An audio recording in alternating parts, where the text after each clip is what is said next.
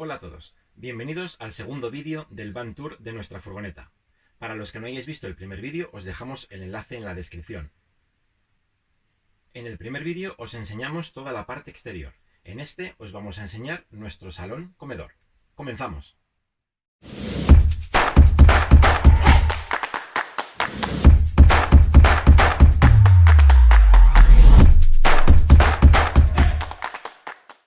En la furgo tenemos dos plazas, tanto para viajar como para dormir.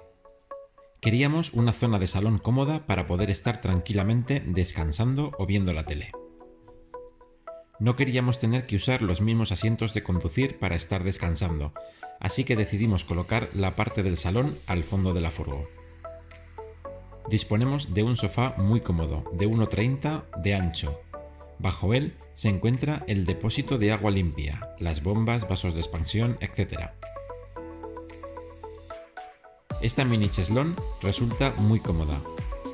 En este hueco se encuentra la calefacción, que es una planar de 4 kilovatios, con 3 salidas de aire, una hacia el lado del salón, otra hacia el lado de la cocina y otra en el interior del baño.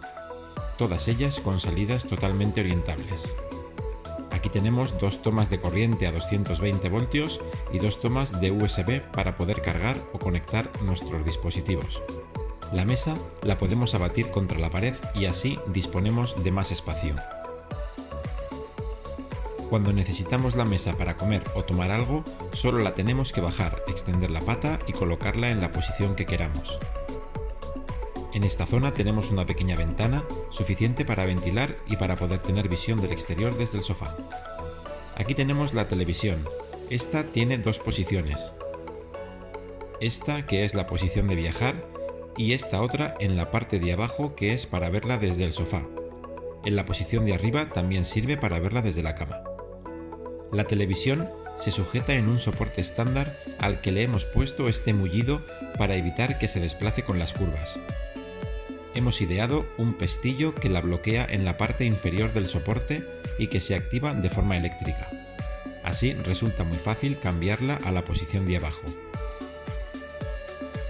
Sobre el salón tenemos una gran claraboya de 70 x 50 centímetros.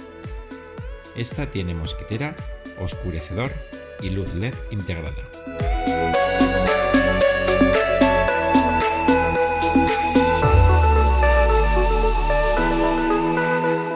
Esto de aquí es el armario de la ropa. Es bastante grande.